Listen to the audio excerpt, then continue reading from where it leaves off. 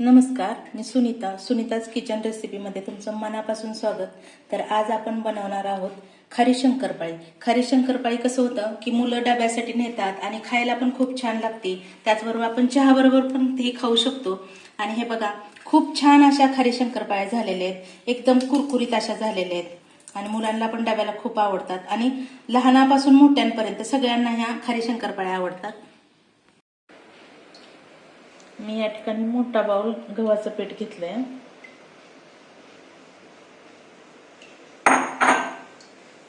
त्याचबरोबर 1 चमचा ओवा घेतला याच्यामध्ये टाकायला. जरा हातावर चोळून ह्याच्यामध्ये आपण मिक्स करणार आहोत हा ओवा.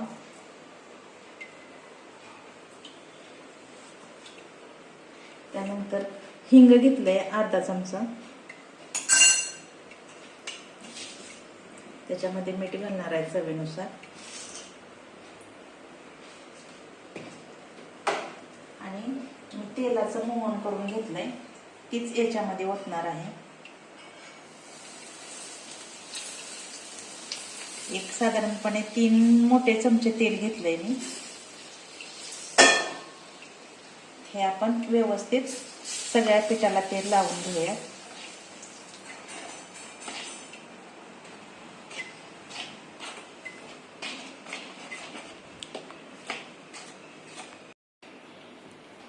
आपण हे पीठ पूर्णपणे हे तेल जे मोहन जे घातलं होतं ना ह्याचं, ते सगळ्या पिठाला असं लावून घेऊया, चोळून घेऊया सगळं.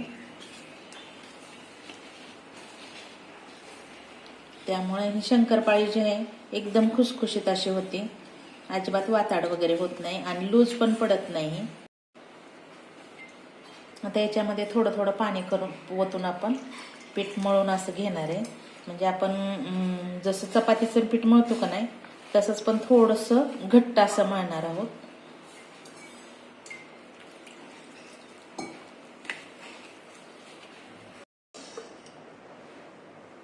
याच्यावरती 1 चमचा तेल टाकून मी थोडंसं भिजत टाकते. हे असंच आपण हे 15-20 मिनिट तसंच ठेवणार आहोत. खूप असं पातळ पण नाही केलेलं आणि खूप असं राट पण नाही केलेलं पीठ.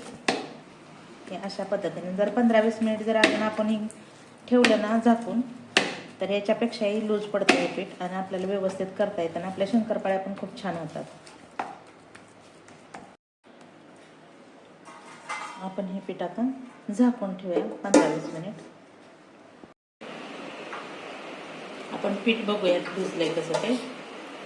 हे बघा, साधारणपणे 25 मिनिटं मी ठेवलं होतं, अगदी व्यवस्थित झालंय. ह्याचे आपण गोळे, चपातीला जसे गोळे करून घेतो ना तसे गोळे करून घेणार आहोत.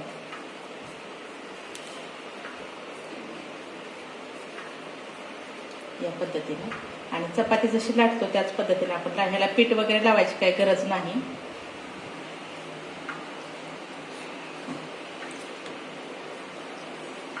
पूर्ण मऊ झालेलं आहे पीठ. खूप अशी पातळ लाटून घ्यायची.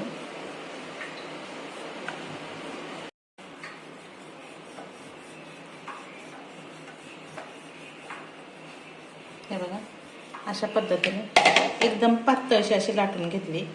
खूप पातळ आहे, जाड नाही. आणि ह्याला आता आपण आपल्या पद्धतीने कट करणार आहोत. तुम्हाला जसं वाटतं की जास्त मोठे करावेत तरी करू शकता तुम्ही. आणि हे चिटकत नाही, कारण ह्याच्यात आपण मोहन घातलं होतं, त्यामुळे खाली चिटकत नाही. बिगर पिठाचीच कोरडं पीठ जे घालतो ना आपण लाटताना, ते घालायची काही गरज नसते. तुम्ही चाकून पण करू शकता. हे जसा तुम्हाला आकार द्यायचा आहे तसा तुम्ही आकार देऊ शकता ह्याला. अशाच पद्धतीने आपण दुसरी पण एक लाटून घेऊया.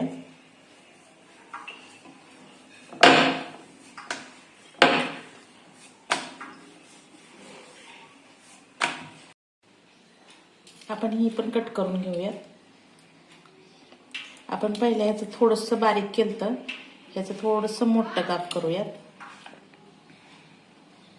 तुम्ही दोन्ही पद्धतीने करू शकता, मोठे पण आणि बारके पण. हे थोडंसं मोठं करते.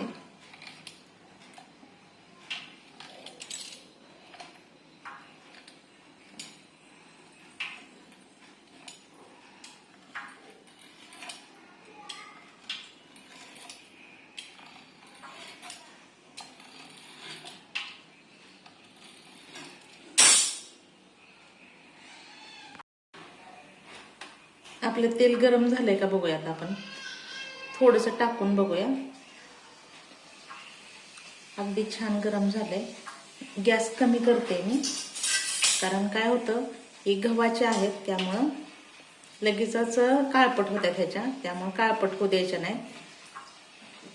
काढून घेते.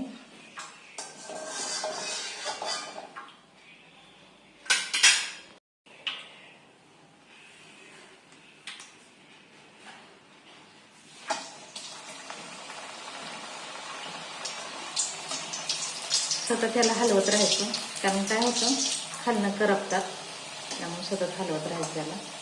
तुम्ही जास्त पण टाकू शकता, पण ते काय होतं एकदम करपल्या का मग चांगल्या नाहीत लागत त्या. त्यासाठी फक्त तांबूस रंग येऊ द्यायचा ह्याला. आणि गॅस कमीच ठेवायचा, मोठा गॅस करायचा नाही.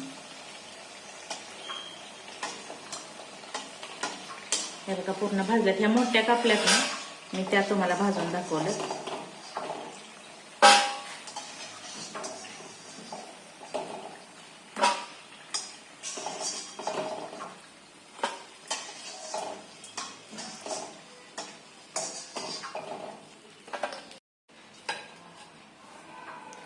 आता मी तुम्हाला छोट्या कापून दाखवल्या होत्या ना, ती टाकते ह्याच्यामध्ये. त्याचा पण बघा आकार केवढा होतोय तो.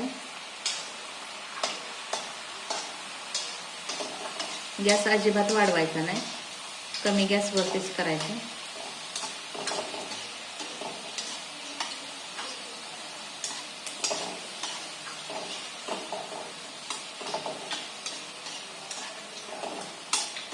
सारखं हलवत राहिल्यामुळे अजिबात करपत नाहीत खाली.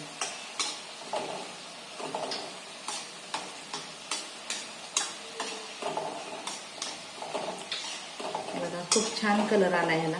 छोट्या कापलेल्या त्या पण खूप छान दिसत आहेत. आपण ह्या पण काढून घेऊयात आता.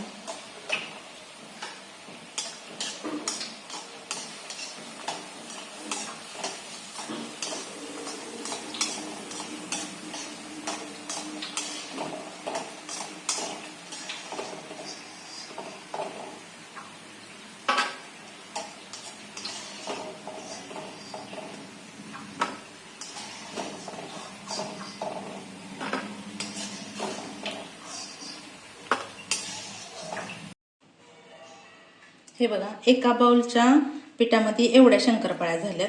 अगदी खरे शंकरपाळ्या आहेत. तुम्ही पाहू शकता अगदी बिस्किटासारख्या झालेल्या आहेत. एकदम कुरकुरीत अशा झालेल्या आहेत. लगेच तुटतायत ते आणि खूप छान लागतात खायला. जर तुम्हाला हा व्हिडिओ आवडला असेल तर नक्की लाईक करा, शेअर करा आणि जर माझ्या चॅनलवर तुम्ही नवीन असाल तर सबस्क्राईब करायला विसरू नका.